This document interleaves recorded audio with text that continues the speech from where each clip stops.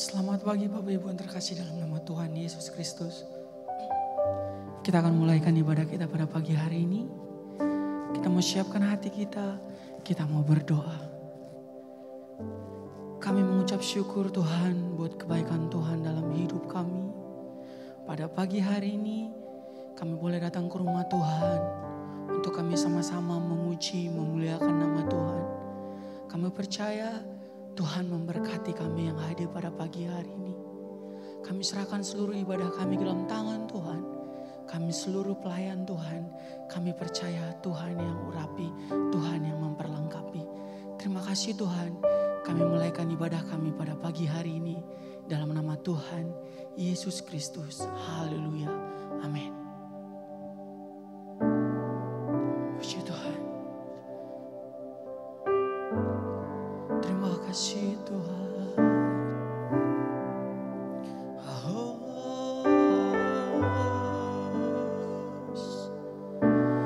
Terima kasih Tuhan. Haleluya.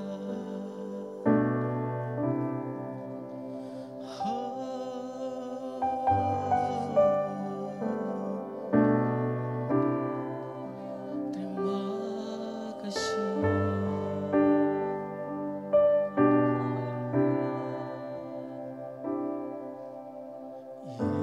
Yesus, Kau sungguh baik.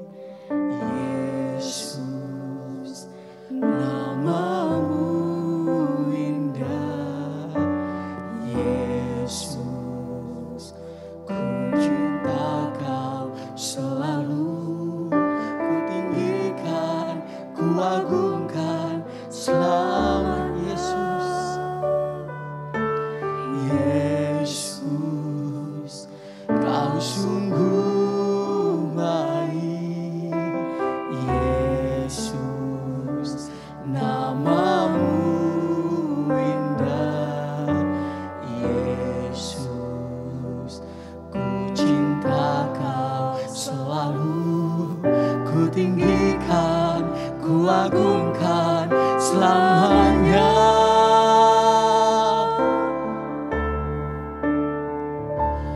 Ku mau memujimu, ku selalu pujimu.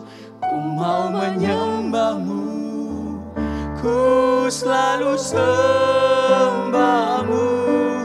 Kau yang layak terima semua pujian. Kemuliaan hanya bagi Tuhan. Segala kemuliaan hanya bagimu Tuhan. Haleluya. Yesus, Kau sungguh baik. Yesus, namamu indah. Yesus, ku cinta Kau selalu. Ku tinggikan, ku agungkan selamanya. Ku mau memujimu, mau memujimu. Ku selalu pujimu. Ku mau menyembahmu, ku selalu sembahmu. Kau yang layak terima semua pujian. Kemuliaan hanya bagi Ku mau memujimu. Ku selalu pujimu. Ku mau menyembahmu, ku selalu sembahmu. Kau yang layak terima semua pujian. Kemuliaan hanya bagi Tuhan. Ku mau memujimu, mau memujimu. Ku selalu pujimu. Ku mau menyembahmu, ku selalu sembahmu. Kau yang layak terima semua pujian.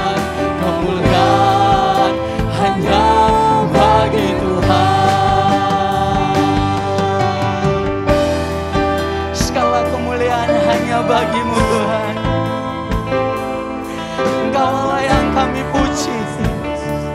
Engkau Allah yang layak kami sembah.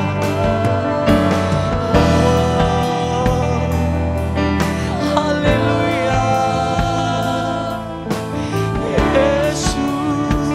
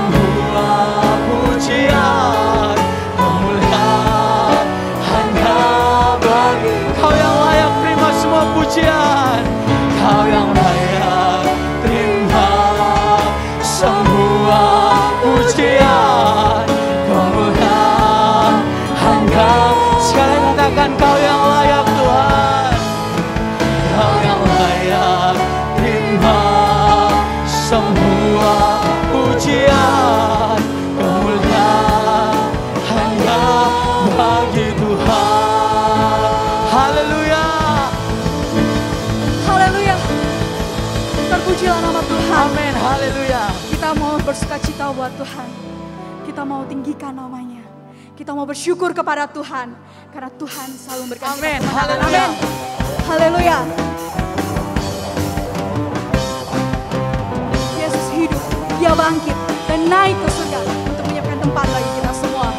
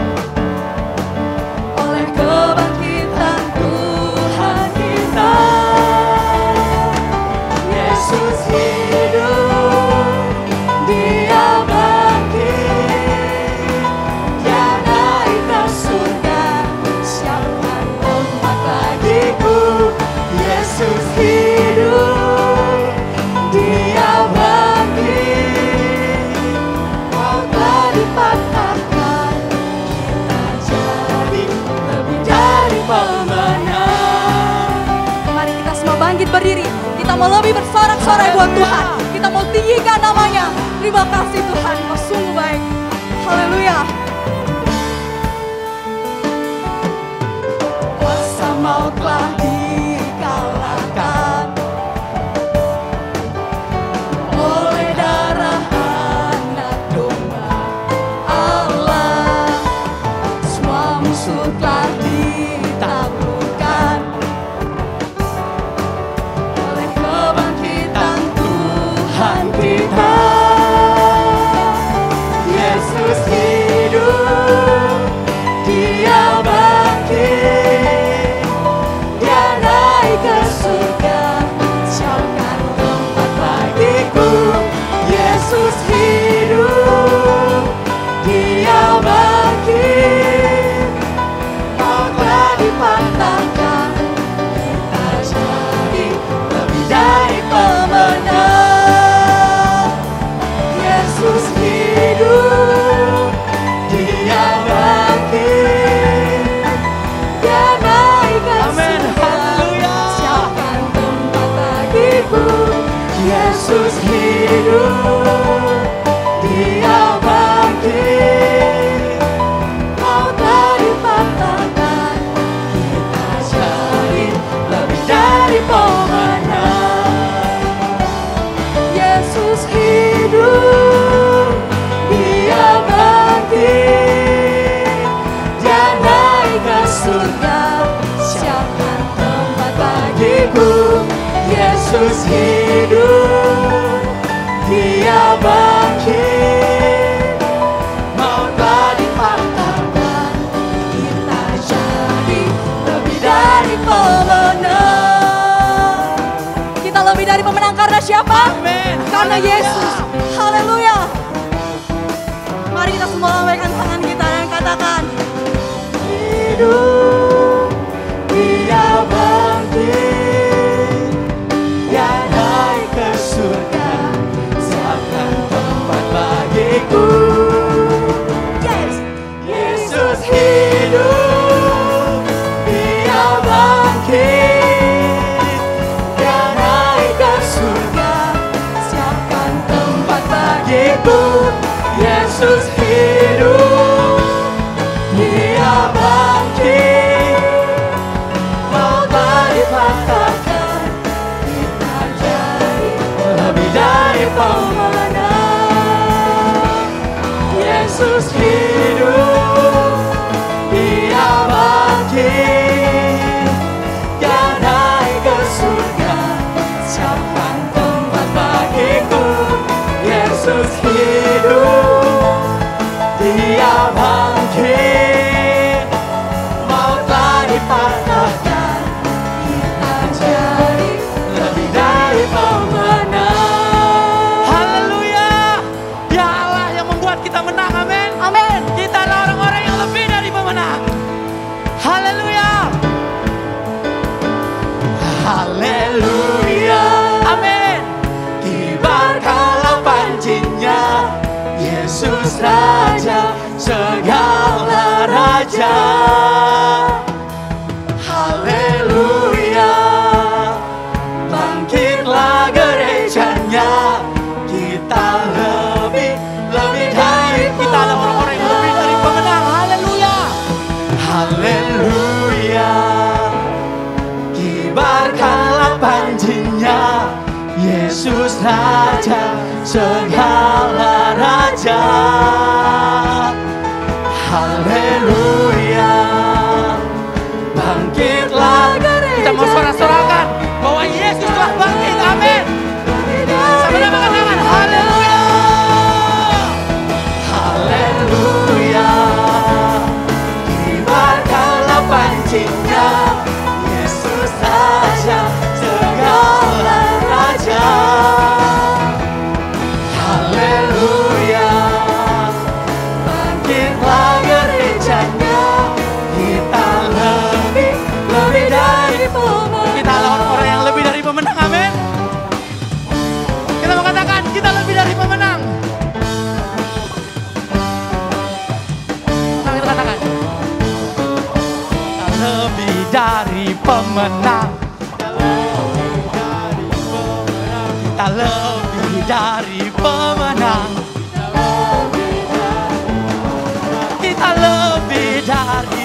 pemenang. Kita lebih dari pemenang. Kaulah di pihak kita, siapa dapat melawan? Kita lebih dari pemenang. Haleluya. Kibarkanlah panji. Amin. Yesus Raja segala raja. Haleluya. Bangkitlah gerejanya. Kita lebih dari. Sekali katakan haleluya. Haleluya. Kibarkanlah panjinya. Yesus Raja segala raja. Haleluya. Bangkitlah gerejanya. Kita lebih dari pemenang. Kita lebih dari pemenang. Kita lebih dari pemenang. Haleluya. Tuhan yang memberi kita kemenangan, amin. Sebab itu kita selalu berkemenangan di dalam Tuhan. Puji Tuhan. Jemaat Tuhan dipersilakan duduk kembali. Dalam kehidupan kita mungkin kita akan pernah mengalami yang namanya rasa ketakutan. Tetapi ketika kita percaya bahwa kita tidak sendirian, kita punya Tuhan yang hidup, kita berjalan bersama Tuhan, dan kita mengandalkan Tuhan, Dia akan selalu memegang tangan kita. Jangan pernah lepaskan tangan Tuhan. Terus berjalan bersama dengan Dia. Jangan takut oleh rintangan apapun. Mau dunia semenakutkan apapun itu. Tapi percaya Tuhan kita lebih besar. Dia ajaib, Dia dahsyat. Dia selalu mendatangkan kebaikan buat kita semua. Tidak pernah ditinggalkannya kita sendirian. Haleluya Yesus Tuhan. Terima kasih. Ku tidak takut. Sebab Kau besertaku.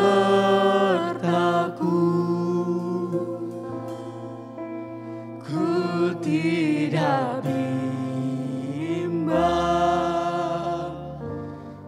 Sebab Engkau Allahku. Engkau meneguhkanku.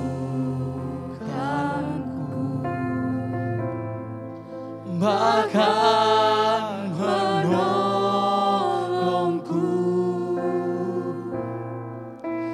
Kau batu karangku. Yesus Tuhan. Katakan sekali lagi. Ku tidak takut. Amin Tuhan. Kami tidak takut. Sebab Kau besertaku. Kami tidak bimbang Tuhan. Ku tidak bimbang. Sebab Engkau Allahku. Engkau meneguhkanku. Bahkan menolongku.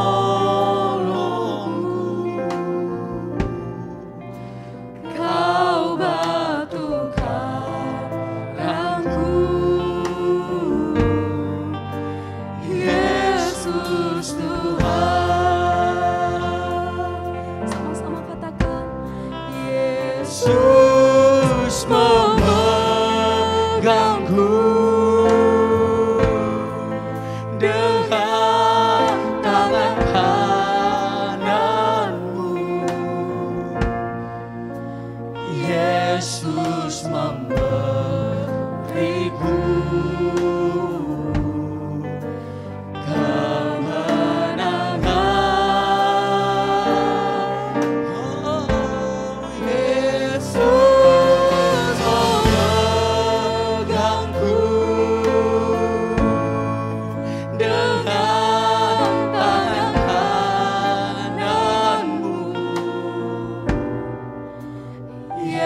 Yesus memberiku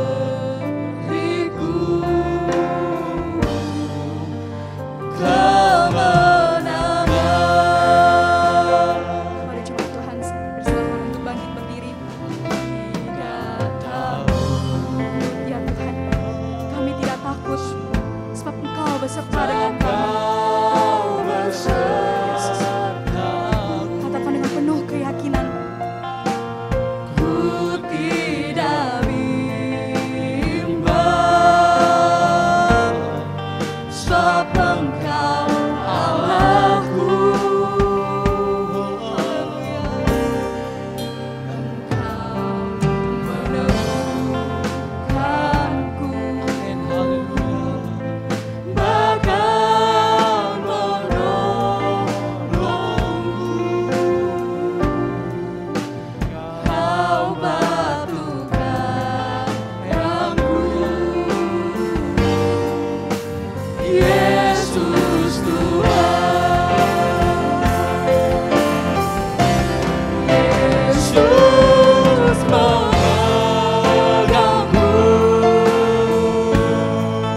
dengan tangan kananmu.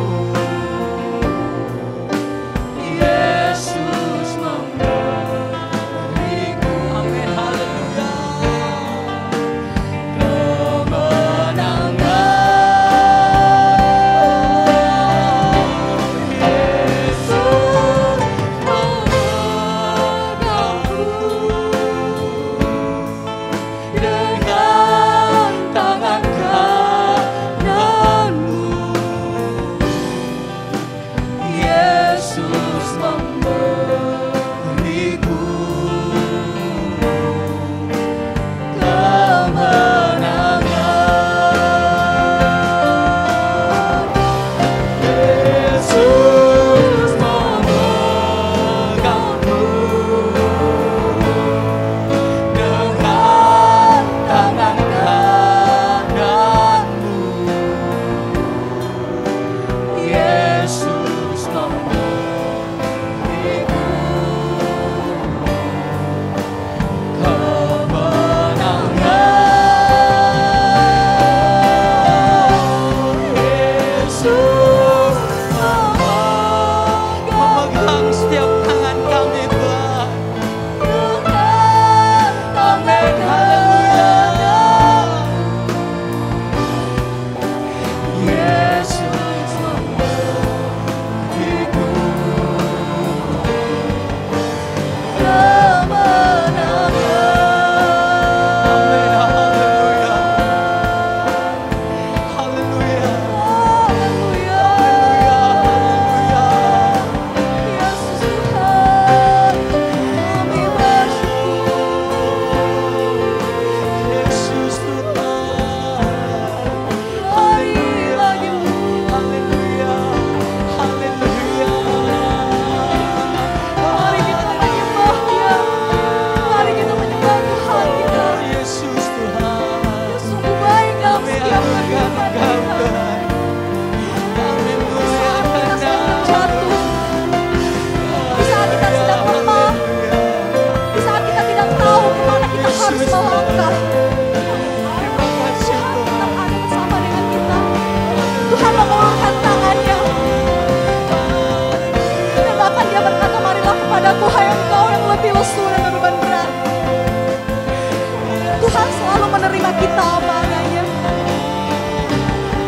Jangan pernah takut, jangan pernah bimbang. Percaya pada Tuhan, percaya pada janji Tuhan. Firman-Nya ya dan amin. Haleluya. Glory bagimu Tuhan, glory bagimu Yesus Tuhan. Kami muliakan.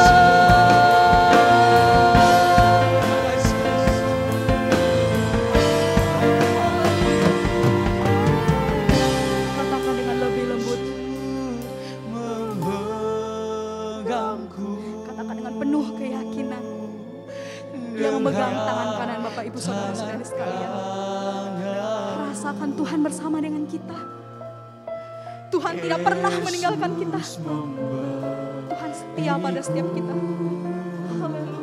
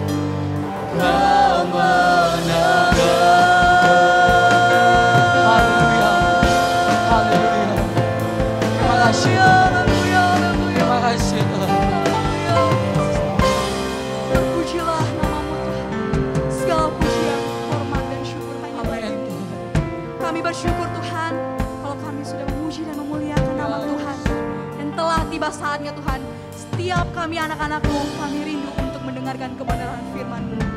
Berikanlah ketenangan hati dalam setiap kami Tuhan, sehingga apapun yang hamba-Mu sampaikan kepada setiap kami, biarlah itu menjadi rema bagi kami, menjadi berkat bagi kami, kekuatan bagi kami dan sukacita daripada-Mu Tuhan.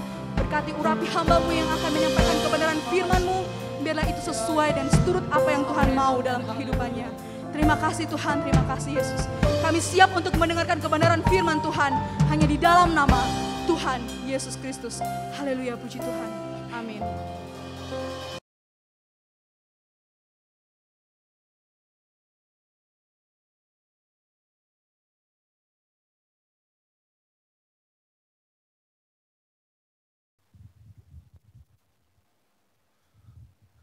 Segala puji dan kemuliaan bagi Tuhan kita Yesus Kristus. Amin. Haleluya. Puji nama Tuhan. Baikku sekalian, selamat pagi, selamat bersekutu dalam Tuhan Yesus Kristus.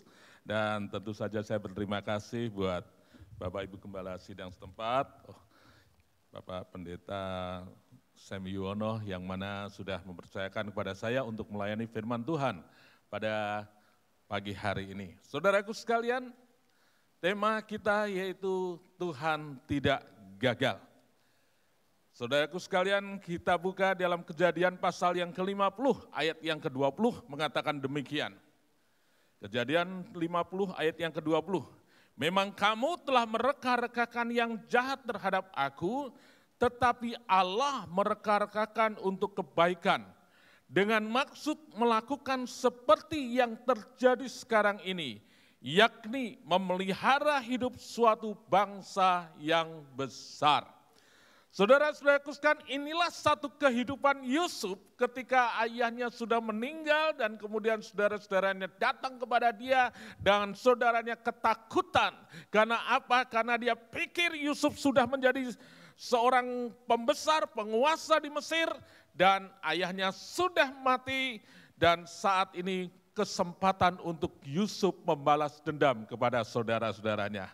Tapi kita lihat perkataan Yusuf, satu akhir kesimpulan di dalam hidupnya bahwa dia katakan sekalipun engkau merekakan-rekakan atau sekalipun engkau merencanakan yang jahat terhadap aku, tetapi Tuhan merencanakan yang baik kepadaku untuk memelihara suatu bangsa yang besar. Odo saudaraku sekalian, satu kehidupan yang indah. Bahwa di dalam hidup kita, di dalam saudaraku sekalian, satu proses kehidupan, maka orang katakan makin tua akan makin bijak karena dia mempelajari satu proses kehidupan.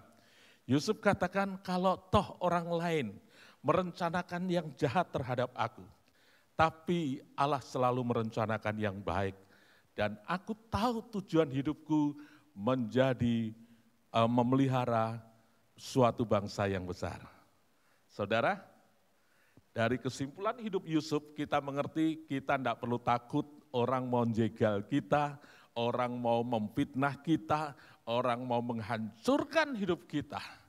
Selama kita mengerti rencana Tuhan dan kita tahu ada di dalam hidup perencanaan Tuhan, hidup jalan Tuhan, sekalipun orang mau menghancurkan kita, kita enggak akan pernah hancur. Yang bisa menghancurkan rancangan Tuhan dalam hidup saudara dan saya adalah rancangan hidup kita, itu adalah kita sendiri. Saudara, memang ada orang-orang yang sudah dipersiapkan oleh Allah, seperti Saul. Dia diangkat menjadi raja oleh Allah, tetapi siapa yang menghancurkan hidup Saul? Apakah orang lain? Enggak, dirinya sendiri yang tidak taat kepada Allah. Simson dipilih oleh Allah untuk menjadi hakim-hakim. Sahabat hakim di Israel, apakah orang lain yang menghancurkan hidup Simson? Apakah orang Filistin? Enggak. Karena Simson sendiri yang tidak taat pada kehendak Tuhan, pada firman Tuhan. Jadi saudaraku sekalian, kita tahu bahwa hidup saudara dan saya kalau ada di dalam jalan Tuhan, ada di dalam perencanaan Tuhan dan kita mengerti rencana Tuhan, siapapun boleh jegal kita, siapapun boleh memfitnah kita, siapapun boleh menghancurkan hidup kita. Tapi selama hidup kita tertaut kepada Tuhan, enggak ada yang bisa menghancurkan hidup kita. Yang bisa menghancurkan hanya diri kita sendiri. Dan kita lihat Yusuf, walaupun dijegal oleh saudaranya, walaupun dia harus mengalami banyak hal yang tidak menyenangkan dalam hidupnya, tapi tetap muncul seperti rencana Tuhan. Allah merencanakan dalam kehidupan Yusuf menjadi satu pemimpin itu umur 17 tahun.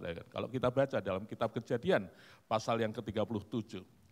Tapi kemudian kita lihat Allah menjadikan Yusuf atau penglihatan Yusuf dalam mimpinya itu terjadi pada Yusuf berumur 30 tahun.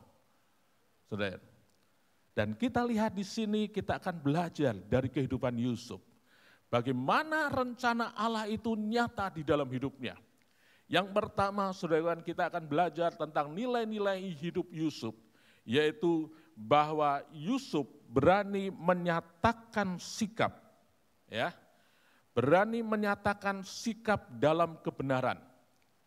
Kejadian pasal yang ke-37 ayat yang kedua. Ya. Kejadian pasal 37 ayat yang kedua mengatakan demikian. Memang kamu, Kejadian 37 ayat yang kedua, dan Yusuf menyampaikan kepada ayahnya kabar tentang kejahatan saudara-saudaranya. Saudaraku sekalian, kita lihat bahwa Yusuf berdiri seorang diri dan saudara-saudaranya berbuat jahat. Saudara Yusuf, 12 laki-laki, ya. Kalau dianggap aja Benyamin masih kecil ada di rumah ayahnya. Yusuf dan saudara-saudaranya menggembalakan domba. Dan dikatakan hanya Yusuf yang hidup benar dan 10 saudaranya berbuat jahat. Ya. Jadi kita lihat di sini berdiri seorang diri dalam kebenaran itu tidak gampang, saudara. Kalau kita hidup benar di tengah-tengah orang benar itu gampang. Kita hidup benar di tengah-tengah orang yang jahat dan kita tetap mempertahankan kebenaran itu enggak gampang. Itu membutuhkan satu perjuangan. Saya berikan contoh, saudaraku sekalian. Kalau saya ingat waktu zaman saya SMP, saudaraku sekalian, ya. Itu SMP itu ada satu pelajaran bahasa daerah. Nah, saudaraku sekalian, gurunya sudah sepuh, ya, sudah tua, dan kita ini kalau nirun dibiarkan, nyontek dibiarkan, saudara. Satu kelas itu enggak ada yang enggak nyontek, semuanya nyontek, saudara. Apalagi ya SMP saya maaf kebanyakan ya 99% orang Tionghoa banyak belajar bahasa daerah. Wah enggak gampang ya, Hono Coroko, tulisan daerah, saudara. Coba mau satu orang saja yang berdiri mau hidup enggak nyontek, wah bisa yang lainnya bisa dapat 100, dia sendiri bisa mungkin 50, enggak sampai nilainya 50. Enggak gampang, saudara. Itu enggak gampang untuk mau yang lainnya nirun dan kemudian dia mau hidup benar, sulit, saudaraku sekalian. Tetapi Yusuf mampu melakukan itu. Ya. Yusuf mau melakukannya, saudara. Kita saudara lihat di gambar, di PowerPoint-nya ya. Semua orang mengarah ke kanan dan dia harus seorang diri jalan ke kiri. Enggak gampang. Enggak gampang mempertahankan hidup yang benar ini. Tapi Yusuf mampu melakukan itu. Membutuhkan satu perjuangan. Dan saudara bandingkan beberapa orang juga yang mampu melakukan itu, yaitu Daniel. Daniel yang tetap berdoa. Daniel 6 ayat yang ke-10 mengatakan demikian. Demi didengar Daniel bahwa surat perintah itu telah dibuat, pergilah ia ke rumahnya. Dalam kamar atasnya ada tingkap-tingkap yang terbuka ke arah Yerusalem. 3 kali sehari ia berlutut, berdoa, serta memuji Allahnya seperti yang biasa dilakukannya. Ketika ada perintah, tidak ada seorang pun yang boleh menyembah kepada Tuhannya, menyembah kepada Allah, dan memang Daniel berusaha untuk dijebak, supaya Daniel ini bisa dijegal, bisa dibunuh, karena Daniel ini orang yang hebat, seorang tawanan yang hebat. Dia mau dibunuh, saudara, dijegal oleh pesaing-pesaingnya, para pejabat di istana. Dan kita lihat ada satu peraturan bahwa enggak boleh menyembah kepada Allah. Daniel enggak peduli, dia tetap menyembah kepada Tuhannya, ya, menyembah kepada Allah yang kita sembah. Dan Daniel tetap berdoa sepertiga kali sehari, seperti yang biasa dilakukannya. Waduh, saudaraku sekalian, enggak gampang ya. Berdiri seorang diri di tengah-tengah kebenaran. Kira-kira saya bisa enggak ya? Ya, ketika orang lain pada ngegosipin, suka ngomong gosip, atau memfitnah orang, saya sendiri bisa ikut enggak ya? Atau saya tetap bisa hidup dalam kebenaran? Enggak gampang. Tapi Daniel bisa melakukan hal itu. Ya, kita lihat saudaraku sekalian contoh yang lain lagi, Yosua dan Kaleb.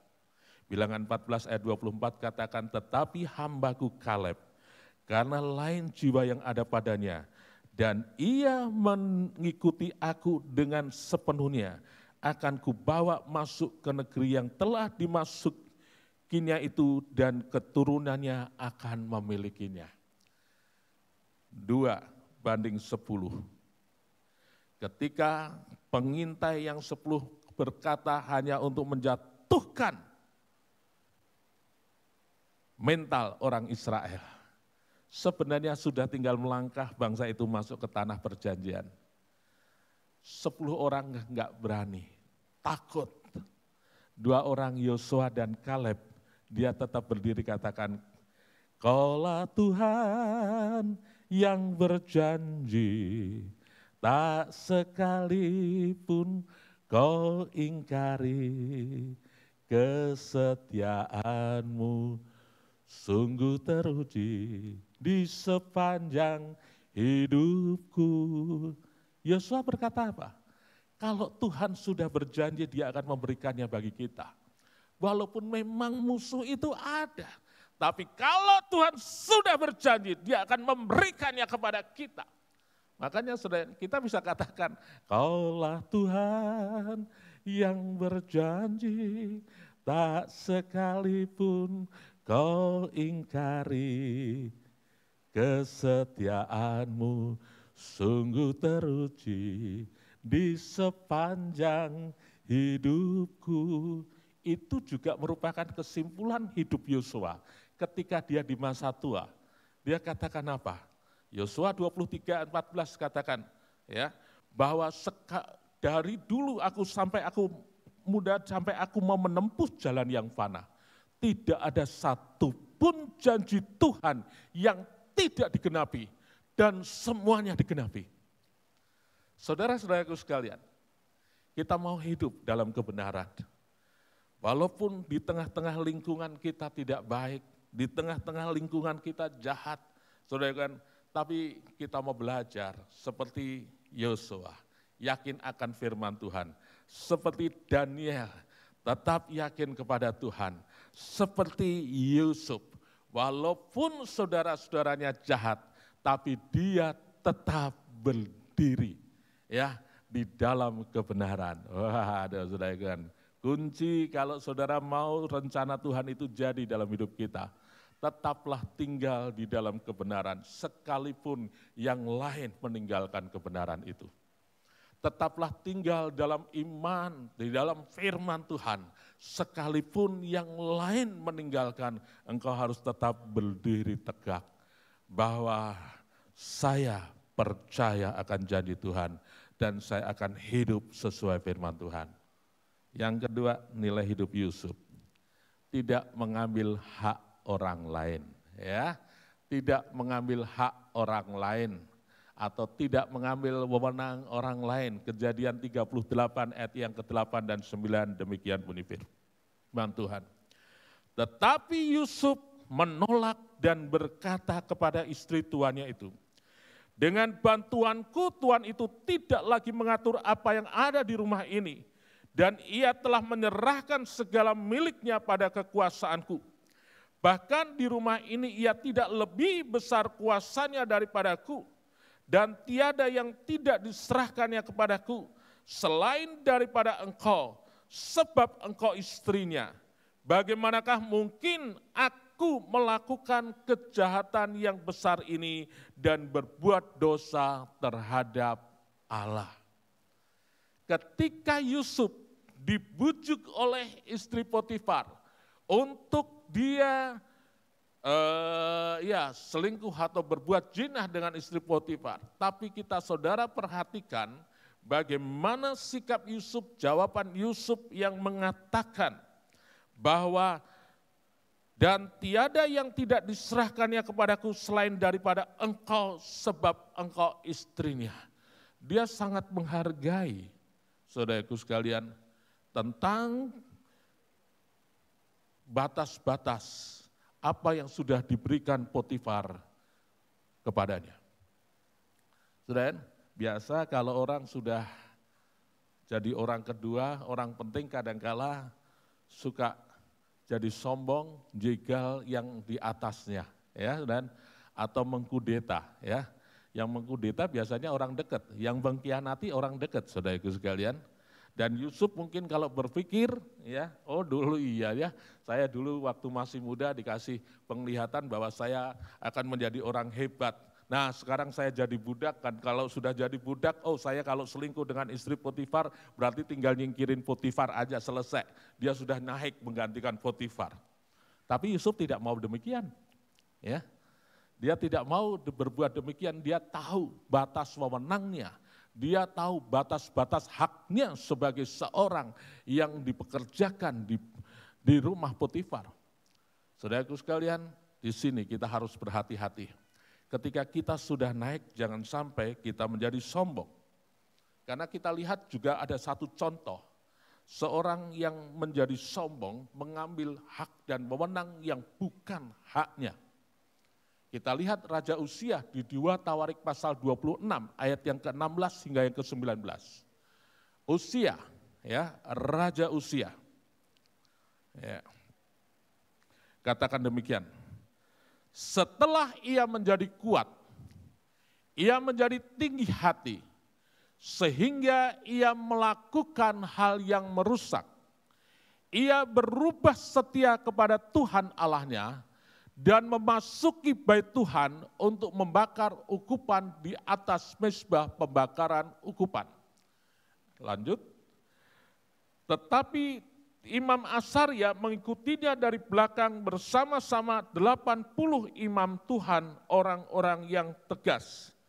Mereka berdiri di depan Raja Uzia dan berkata kepadanya, "Hei Uzia, engkau tidak berhak membakar ukupan kepada Tuhan. Hanyalah imam-imam keturunan Harun yang telah dikuduskan yang berhak membakar ukupan. Keluarlah dari tempat kudus ini, karena engkau telah berubah setia. Engkau tidak akan memperoleh kehormatan dari Tuhan Allah karena hal ini." Kalau saudara baca dari ayat pertama di dalam 2 Tawarik pasal 26, Uzia itu menjadi raja itu masih muda, 16 tahun kalau nggak salah ya. Dan kemudian ketika dia menjadi raja dibimbing untuk dia berpaut kepada Tuhan. Dan setelah dia menjadi kuat, dia menjadi sombong. Saya seringkali mengingatkan anak-anak muda supaya kalian kalau mulai bertumbuh dan menjadi kuat, jangan lupa untuk tetap mengandalkan Tuhan. Karena seringkali kejatuhan orang sukses itu karena sudah terbiasa dan dia kemudian dulu waktu dia belum apa-apa mengandalkan Tuhan. Sedikit-sedikit minta dukungan doa. Tapi begitu dia sudah sukses, dia merasa bahwa semua perjalanan hidupnya sampai menjadi sukses itu karena dirinya sendiri. Dan dia nggak sadar selama ini ada orang-orang yang mendoakan dia. Dia nggak sadar kalau dulu bisa sukses, dia karena dia mengandalkan Tuhan. Setelah dia tidak lagi mengandalkan Tuhan, menjadi sombong. Sama seperti sama seperti Raja Uzia. Setelah dia menjadi kuat, ia menjadi sombong dan tidak bisa ditegur. Bahkan dia mengambil haknya yang harusnya dilakukan oleh imam. Dia mungkin berpikir, imam ini atau aku yang mensuplai segala kebutuhan untuk tempat peribadatan dan segala macam. Karena dia sebagai seorang raja. Tapi ingat, ada hak-hak yang tidak boleh dilanggar. Ada hal di mana hanya imam yang dapat melakukannya itu seperti yang dilakukan oleh Uzia. Dia membakar ukupan yang seharusnya hak dari seorang imam. Saudaraku sekalian, kita harus tahu batas wewenang kita sesuai dengan panggilan kita, ya. Sesuai dengan apa yang Tuhan percayakan di dalam hidup kita. Uzia sudah enggak lagi menghargai haknya orang lain.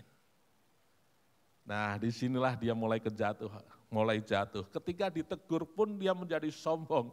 Kamu siapa, imam? Ya, dia menjadi sombong, tapi Tuhan yang berbicara.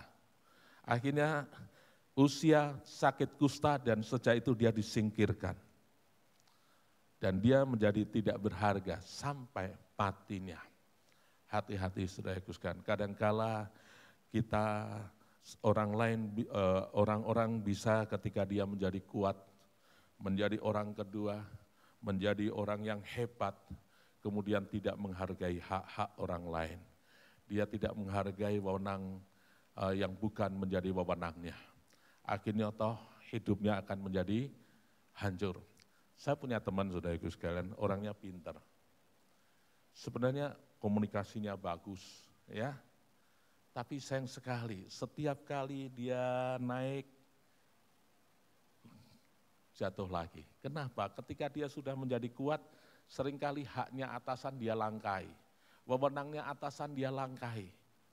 Jatuh, pindah lagi tempat lain gitu. Dari bawah naik. Kalau sudah menjadi kuat, yang bukan wewenangnya dia langkai. Jatuh lagi, saudaraku sekalian. Sayang, pintar, komunikasinya bagus, hebat. Saya kagum juga dengan itu. Tapi di sini loh, kadang-kala nggak sadar.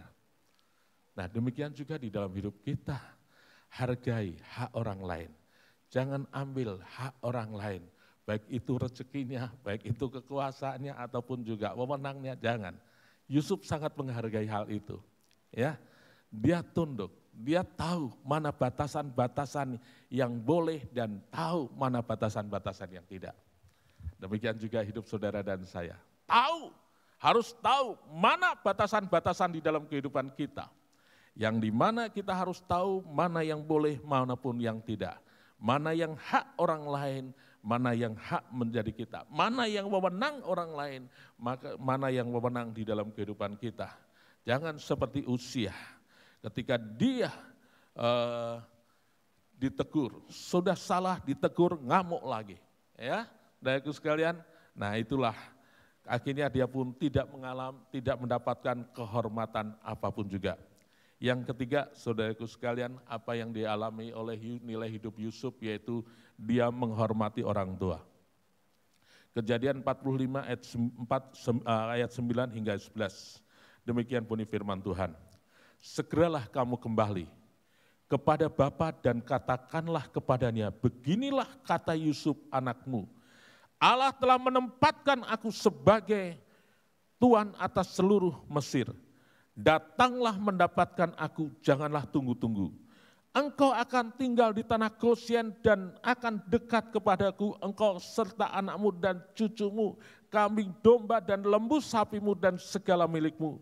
Di sanalah aku memelihara engkau, sebab kelaparan ini masih ada 5 tahun lagi. Supaya engkau jangan jatuh miskin bersama seisi rumahmu dan semua orang yang ikut serta dengan engkau. Ketika Yusuf sudah menjadi hebat, menjadi seorang pemimpin, saudaraku sekalian. Apa yang dia lakukan, katakan bahwa dia tahu, dia ingat ini saudaranya. Dan dia langsung katakan, sekarang ambil bapak dan bawa bapak untuk tinggal dekat dengan aku. Dan aku akan memeliharakan bapakku.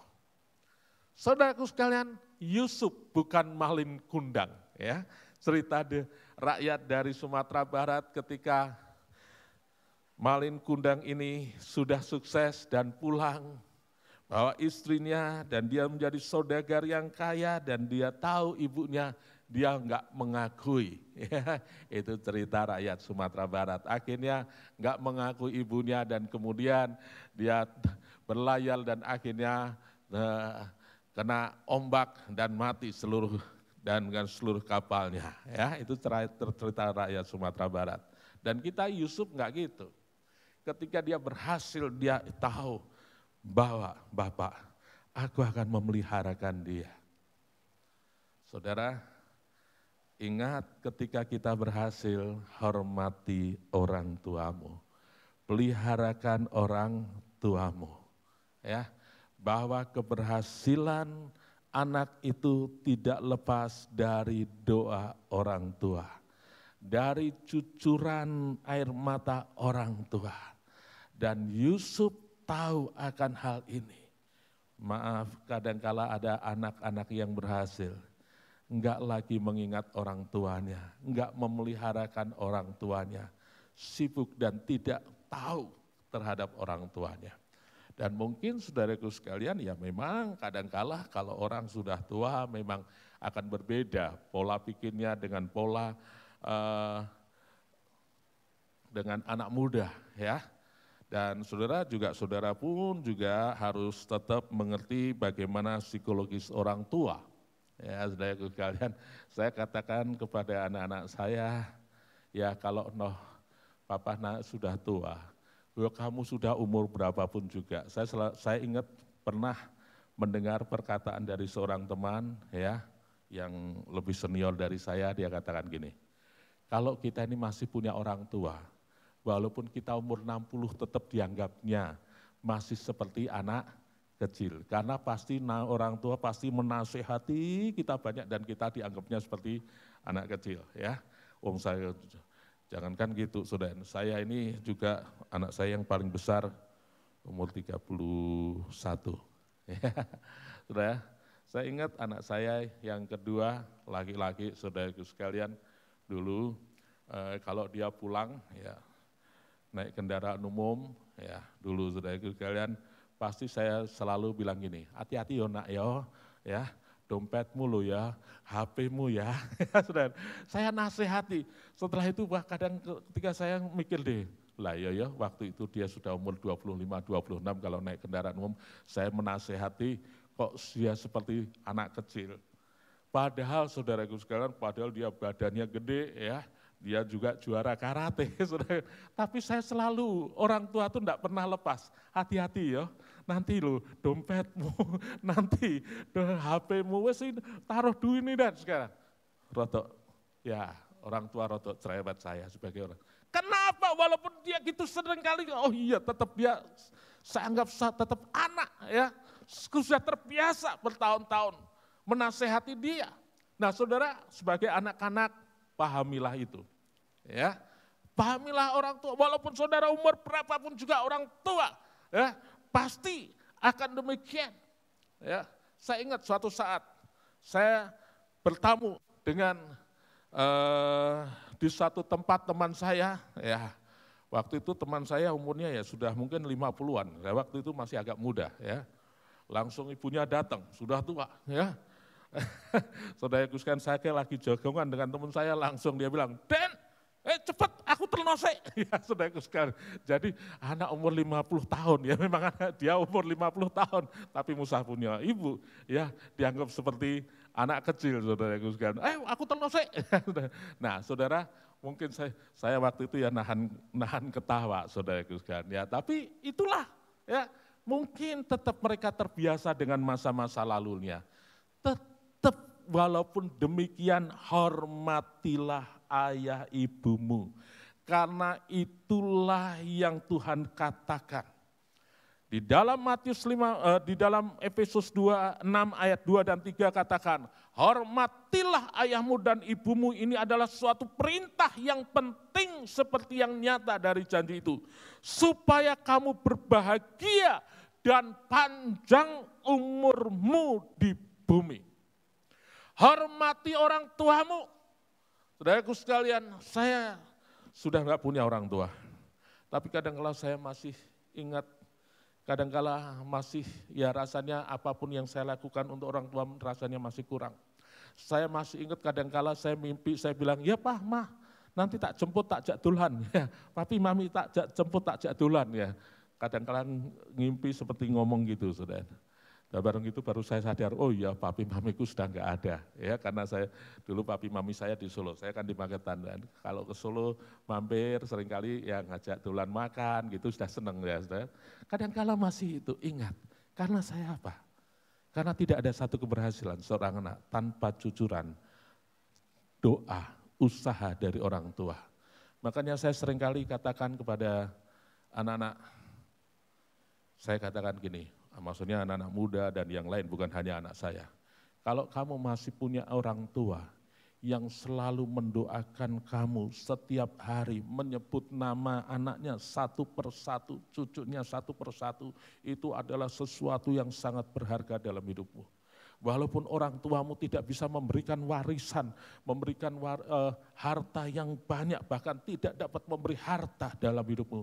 Tapi kalau orang tuamu itu selalu mendoakan kamu setiap hari, itulah yang membuat engkau berhasil sama sekarang. Saudara, hormati orang tua. Saya punya family, saudara. maaf ya, tapi sudah lama. Ketika dia menjadi kaya, wah waktu itu memang sudah puluhan tahun yang lalu, punya mobil aja hebat, rumahnya bagus. Tapi orang tuanya sakit, stroke, saudara. Dirawat aja enggak, ya mungkin kasih makan. Sampai saya ingat sekali, dikatakan yang nyisiri rambut orang tuanya itu supir becak langganannya. Padahal ini mamahnya loh, saudara. Ya, aduh. Tapi saya selalu ingat ini, dan itu menjadi satu pelajaran. Dan katakan apa? Ketika mamahnya meninggal, tidak lama anak yang kaya ini langsung set habis. Hartanya habis, seret. Oh saudara, kenapa? Kuncinya rupanya di sini. Saya selalu belajar di sini. Bagaimanapun juga, hormati orang tuamu, rawat orang tuamu. Dan itulah yang dilakukan oleh Yusuf. Sehingga dia tetap sampai akhir hidupnya. Bahwa apa yang dia dicapai itu menjadi tetap dalam akhir hidupnya. Menghormati, menghargai, merawat orang tua. Karena seberapapun yang kita lakukan tetap kepada orang tua kita, enggak akan pernah bisa membalas kasih orang tua kita. Itulah yang harus kita hargai. Dan itu firman Tuhan katakan, saudaraku sekalian. Nanti saudara bisa baca Matius 15 ayat yang ke-5 hingga yang ke-8. Ya, saudara nanti aja, nah saya singkat aja. Jadi kita lihat di sini, hargai. Ya, dan saudaraku sekalian, kita lihat yang keempat, saudaraku sekalian. Mengerti arti hidupnya. Yusuf itu mengerti arti hidupnya. Yang kita baca tadi Kejadian 50 ayat yang ke-20, dia tahu panggilannya menjadi untuk memelihara bangsa yang besar. Saudara dan saya itu masing-masing punya panggilan Tuhan. Saudara hidup di dunia ini bukan hanya untuk sekedar saudara hidup dan saudara memenuhi kebutuhan saudara, saudara hidup sampai mati, enggak. Bukan itu, tetapi kita ini diciptakan oleh Allah, masing-masing memiliki visi yang berbeda, di mana kita ini akan dipakai oleh Allah menjadi berkat. Yeremia dipakai Allah untuk menjadi seorang nabi. Sejak sebelum engkau diciptakan, engkau belum ada dalam kandungan ibumu. Aku sudah menetapkan engkau menjadi nabi. Itu yang dikatakan dalam kitab Yeremia. Dan kita lihat Yusuf pun juga dikatakan Tuhan sudah memberikan rencana dalam hidupnya untuk memelihara suatu bangsa yang besar. Saudara dan saya diciptakan bukan hanya sekedar hidup di dalam dunia ini sampai mati yang penting kita bisa hidup, bukan. Tapi saudara dan saya diciptakan hidup untuk kita ini hidup menjadi berkat. Satu dengan yang lain berbeda. Ya, saya katakan kepada anak saya yang mau jadi hamba Tuhan, ya sekarang sudah jadi hamba Tuhan. Saya bilang kalau kamu mau jadi hamba Tuhan, ya saya katakan kamu harus fokus jiwa-jiwa. Bukan fokus pada harta, bukan fokus untuk menjadi kaya, tapi kamu harus fokus pada jiwa-jiwa. Soal yang lainnya itu Tuhan memberkati kamu, urusannya Tuhan. Tapi anak-anak saya yang bekerja saya bilang, kalau kamu diberkati oleh Tuhan, kamu menjadi kaya, kamu harus ngerti dengan kepintaranmu, dengan kekayaanmu itu apa rencana Tuhan dalam hidupmu. Bukan hanya sekedar untuk dirimu sendiri. Itu saudara. Itu harus ngerti panggilannya, satu dengan yang lain berbeda, dan Yusuf ngerti panggilannya. Oleh sebab itu Yusuf, saudaraku sekalian, ketika dia mengerti panggilannya, dia tidak fokus pada dirinya sendiri, tapi pada rencana Allah dalam hidupnya. Nah saudara kan, makanya ketika saudara-saudaranya datang, dia kemudian tidak membalas dendam, dia dapat mengampuni. Karena apa yang dilakukan saudara-saudaranya itu justru yang membuat dia bisa sampai ke Mesir.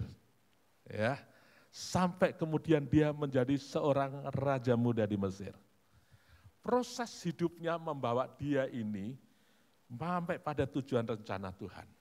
Saudara-saudara dan saya ini, kadang di lingkungan kita diberikan oleh lingkungan kita bukan hanya lingkungan-lingkungan orang-orang yang baik dengan kita.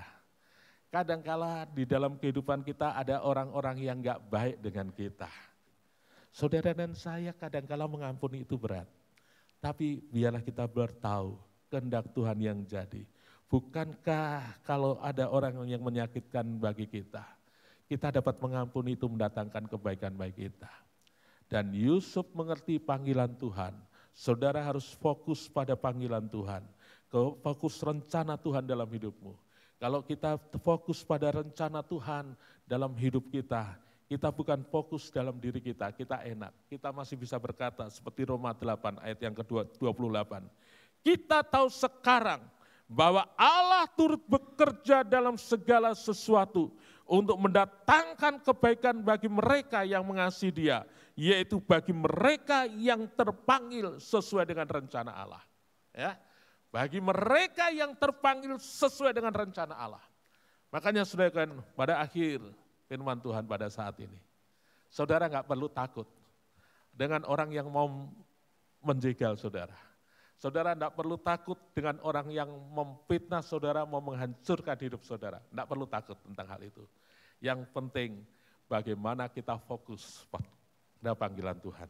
Orang lain tidak dapat menggagalkan panggilan Allah, rencana Allah dalam hidup kita. Selama hidup kita mengerti rencana Tuhan dan kita hidup pada kehendak-Nya. Amin, kita datang pada Tuhan. Kita nyanyikan satu lagu.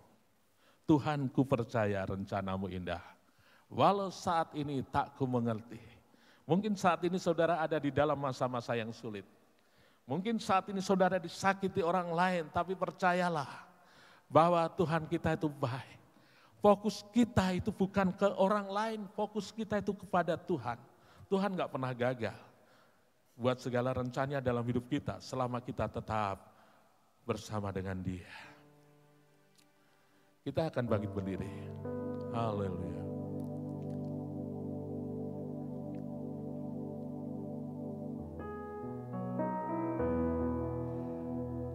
Tuhan, ku percaya rencana-Mu indah, walau saat ini tak ku mengerti.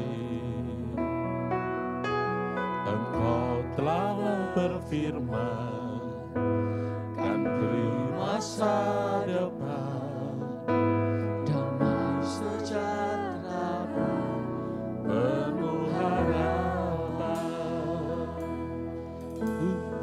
Rencana-Mu indah bagiku, ku tahu kehendak-Mu baik bagiku, ku tahu rancangan-Mu sempurna bagiku,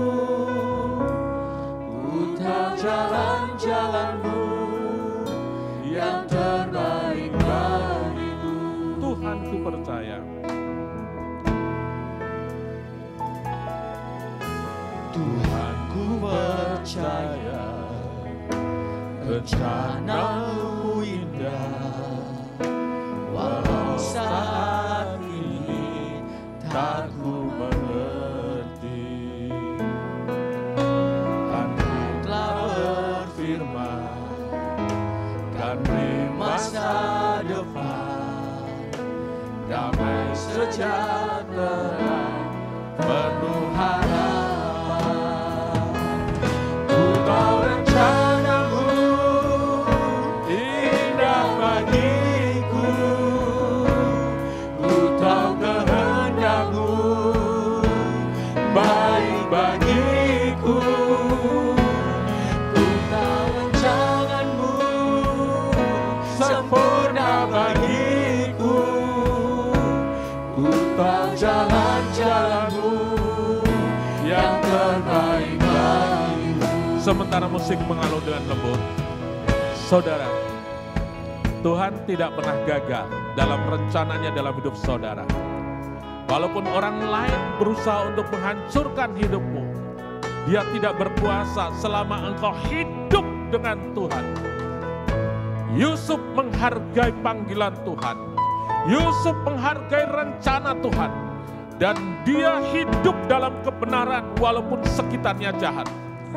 Yusuf tidak mengambil hak orang lain. Dia menghargai semuanya itu. Yusuf menghargai orang tuanya. Dan Yusuf menghargai rencana Tuhan di dalam hidupnya. Tidak perlu takut dengan tantangan yang ada dalam hidupmu. Yang penting bagi kita memandang pada Tuhan. Berpaut kepada Tuhan. Haleluya.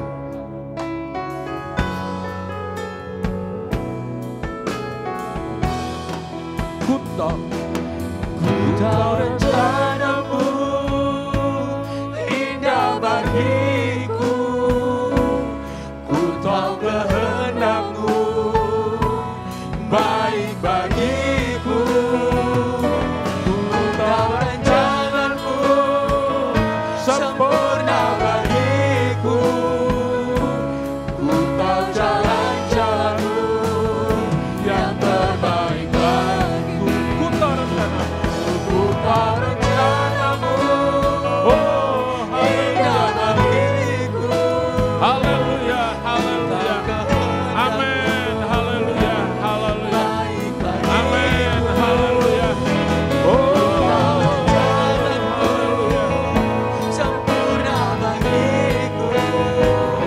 ku tahu jalan-jalan-Mu yang terbaik bagiku. Sekali lagi, ku tahu rencana-Mu, amin, haleluya, haleluya, haleluya, haleluya, haleluya, ku tahu Kehendak-Mu baik bagiku.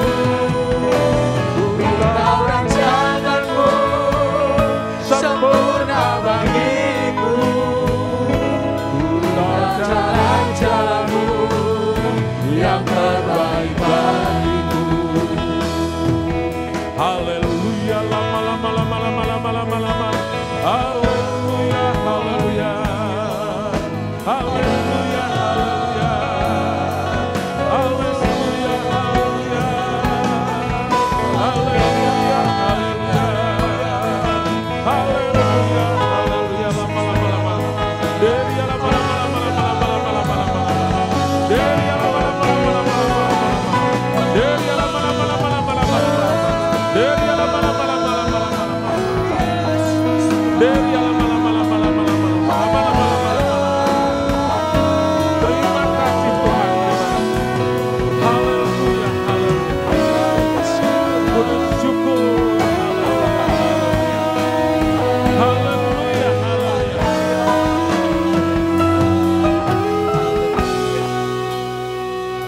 Terima kasih Tuhan. Kami percaya rancangan-Mu indah, rencana-Mu indah. Kami percaya Tuhan orang lain tidak dapat menggagalkan rencana Tuhan dalam hidup kami. Tapi biarlah hidup kami selalu berpaut padamu. Kami tidak fokus pada orang, tapi biarlah kami fokus pada Tuhan. Fokus pada rancangan Tuhan. Fokus untuk kami hidup menurut kebenaran firman Tuhan. Karena kami tahu rancangan-Mu yang indah itu akan terjadi dalam hidup kami. Ajar kami tetap hidup dalam kebenaran. Ajar kami tidak mengambil hak orang lain. Ajar kami menghargai orang tua kami. Dan kami selalu mengingat rencana Tuhan dalam hidup kami. Dan kami sehingga kami dapat mengampuni buat orang-orang di sekitar kami yang mungkin menyakitkan kami. Karena itu adalah bagian dari rancangan Tuhan. Untuk kami membentuk hidup kami menjadi hidup yang lebih baik. Terima kasih Tuhan. Tuhan terima kasih. Kami ucap syukur atas semuanya ini. Hamba-Mu selesai berkata-kata. Tapi firman Tuhan akan tinggal tetap. Dan akan tumbuh dalam hidup anak-anak. Terima kasih dalam nama Tuhan Yesus. Tuhan terima kasih. Terima kasih buat firman-Mu. Pribadi Yusuf jadi pembangkit iman kami. Dia tahu arti hidup ini. Dia tidak mengambil hak orang lain. Dia mengasihi keluarganya. Dia mengasihi orang. Dia menjadi berkat bagi banyak orang. Berkati umat-Mu Tuhan. Jadikan berkat. Segala hormat bagi Engkau. Terima kasih Tuhan. Terima kasih. Berkati hamba-Mu Yesus menjadi saluran berkat. terpujilah Engkau selama-lamanya. Sekarang saudaraku yang dikasih Kristus, kita pulang dengan bawa berkat Allah Bapa, kasih sayang Yesus Kristus, dan persekutuan di dalam Roh Kudus, yaitu di dalam nama Tuhan Yesus Kristus. Hari ini sampai Maranatha, Tuhan datang yang kedua kali. Semua yang percaya katakan amin. Tuhan berkati.